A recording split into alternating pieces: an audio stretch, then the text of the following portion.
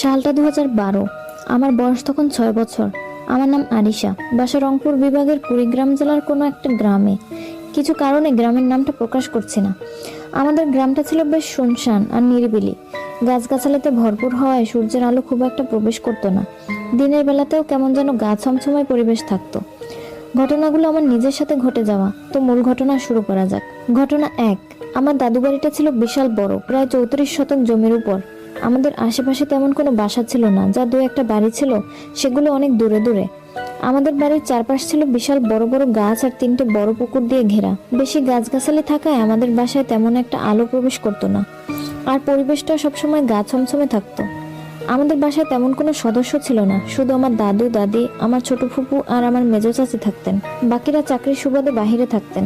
তখন ছিল শীতকাল। আমার মেজো চাচি ছিলেন ভরা মাসের গর্ভবতী। এমনই এক মধ্যরাতে আমার চাচির প্রসব বেদনা ওঠে। তিনি একটা মেয়ে সন্তান জন্ম দেন। আমার দাদি আমার ছোট ফুপু বাচ্চাটিকে বাহিরে উঠানে নিয়ে গিয়ে পরিষ্কার পরিচ্ছন্ন করে দিচ্ছিলেন। আমিও তাদের সাথে বাহিরে দাঁড়িয়েছিলাম। হঠাৎ আমার চোখ থেমে যায় পুকুরের উপর লেবু গাছের তলে থাকা একটি অবয়বের দিকে। অবয়বটি ছিল একদম কালো কুচকুচে, মানুষের মতো হাত পায়ের গঠন, কিন্তু চেহারা দেখা যায় না। যেহেতু সেদিন চাঁদনি রাত ছিল, তাই আমি স্পষ্ট দেখতে পাচ্ছিলাম অবয়বটিকে। সে একদৃষ্টিতে আমাদের দিকে তাকিয়েছিল। আমি তখন ছোট ছিলাম, তেমন বুঝতাম না যে ওটা কি ছিল, তাই আমিও একদৃষ্টিতে সেটার দিকে তাকিয়েছিলাম। হঠাৎ করে অবয়বটি আমাকে হাত ইশারা করে কাছে ডাকতে শুরু করে। তখন আমি আমার ছোট ফুপুকে জড়িয়ে ধরে বলি, ফুপু, ওইটা ওখানে কি দাঁড়িয়ে আছে? আমাদের দিকে তাকিয়ে আছে, আমাকে ইশারা করে কাছে ডাকছে। তখন ফুপি বললেন, কোথায়? আমি আঙ্গুলের ইশারায় দেখিয়ে দিলাম, কিন্তু তারা দেখতে পাচ্ছিল না। ঠিক তখনই তাদের হাতে থাকা ছোট বাচ্চাটা অনেক জোরে জোরে কান্না শুরু করলো। তখন আমার দাদি আর ফুপু আমাদের নিয়ে ঘরে গেলেন আর দোয়া-দরুদ পরে আমাদের দুজনের গায়ে ফু দিলেন। সেদিন রাতে আমার গা কেঁপে জ্বর আসে এবং বেশ কয়েকদিন আমি অসুস্থ ছিলাম। পরে এক হুজুর এসে আমাকে ঝাড়ফুঁক করেন। তারপর আমি আস্তে আস্তে সুস্থ হয়ে উঠি। ঘটনা এখানেই শেষ নয়। ঘটনা 2। ওই ঘটনার পর আমার নানু আমাকে নিয়ে আসেন। বলে রাখা ভালো, আমার মা বাবা চাকরির সুবাদে বাইরে থাকতেন, তাই আমি দাদু বাড়ি এবং নানু বাড়ি এই 2 জায়গায় থাকতাম। আমার নানু বাড়ি ছিল শহরের ভিতর। তো এভাবে কিছুদিন ভালোই কেটে যায়। একদিন নানু কাজের সুবাদে অনেক দূরে যান। বাসায় আসতে অনেক রাত হবে। এদিকে নানি তরকারি রান্না করবেন, কিন্তু ঘরে কোনো বাজার নেই। আমার নানু বাড়ি থেকে বাজার যাওয়ার 2টি রাস্তা ছিল। একটি রাস্তা মেইন রোড দিয়ে 10 মিনিট হাঁটলেই বাজার, আর বিপরীত রাস্তায় একটা বড় জমি পার হলেই বাজার। তো নানি আমাকে জমিটা দিয়েই বাজারের দিকে যাওয়ার জন্য বের হন বাসা থেকে।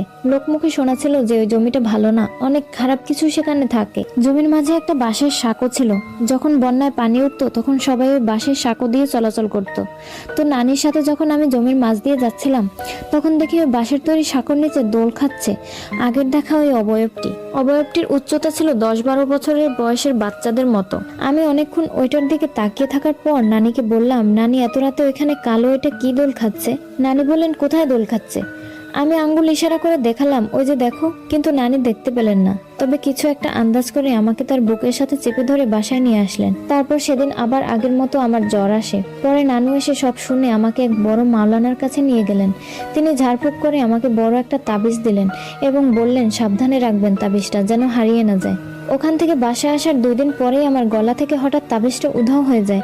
পরে অনেক খোঁজাখুঁজি করেও আর পাওয়া যায়নি। সেদিন বিকালে আমি নানির সামনে বসে খেলা করছিলাম। ঠিক সেই সময় আমার আম্মু ফোন দিয়ে আমার নানিকে বললেন, আরিশা কোথায়? নানি বললেন, আমার সামনে বসে খেলা করছে। তখন আম্মু বললেন, তাহলে আমার সামনে বসে মাংস খাচ্ছে কে?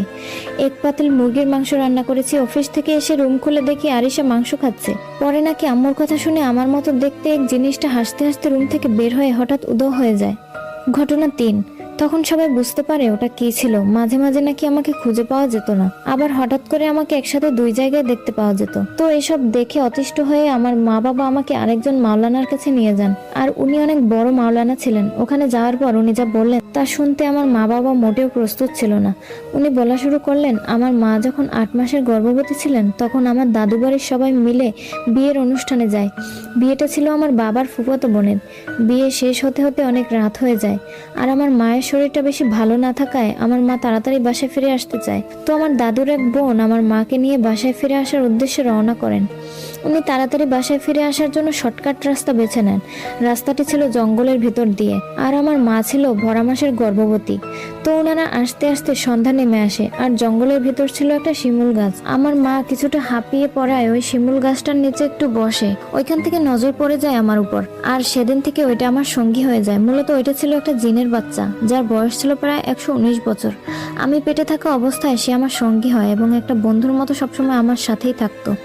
আমারও মনে আছে, আমি ছোটবেলায় একটা বাচ্চার সাথে খেলতাম যে হঠাৎ করে উধাও হয়ে যেত। আমার দাদুর আদা বাগান ছিল, সেখানে আমি একটা বাচ্চার সাথে খেলতাম, কিন্তু কেউ আসলে দেখতো আমি একাই খেলছি, আর সে হঠাৎ হঠাৎ উধাও হয়ে যেত। সে নাকি বিভিন্ন সময় বিভিন্ন রূপ নিয়ে আসতো, এমনকি সে আমাকে পড়াতো। সে নাকি অনেক জ্ঞানী ছিল। ওই হুজুর জানায় এই জিনটি কেউ ছাড়াতে পারবে না, এই জিনটা ভালো, আমার সঙ্গে নাকি ভাই বোনের মতো থাকতো। ওই হুজুর আরো বলেন, যখন আমার 12 বছর বয়স হবে তখন নাকি সে নিজেই চলে যাবে। সে মাঝে মধ্যে নিজের রূপে আসতো, আর সেই কারণে আমি ভয় পেয়ে মাঝে মাঝে অসুস্থ হয়ে পড়তাম। আর আমাকে যে একই সময় 2 জায়গায় দেখা যেত, সেটাও নাকি ওই জিন ছিল, যে আমার রূপ নিয়ে বিভিন্ন জায়গায় যেত। তাই আমাকে একই সাথে 2 জায়গায় দেখা যেত। তবে সে কখনো আমার ক্ষতি করেনি। আমার 12 বছর বয়স হওয়ার পর থেকে তাকে আর আমি দেখিনি। এখন কোনো তাবিজ বা ঝাড়ফুঁকের আশ্রয় নেই না। আলহামদুলিল্লাহ, এখন অনেক ভালো আছি। তবে আমার মনে হয় মাঝে মাঝে সে আমার কাছে আসে, তার উপস্থিতি অনুভব করি, কিন্তু সে আমার কোনো ক্ষতি করে না।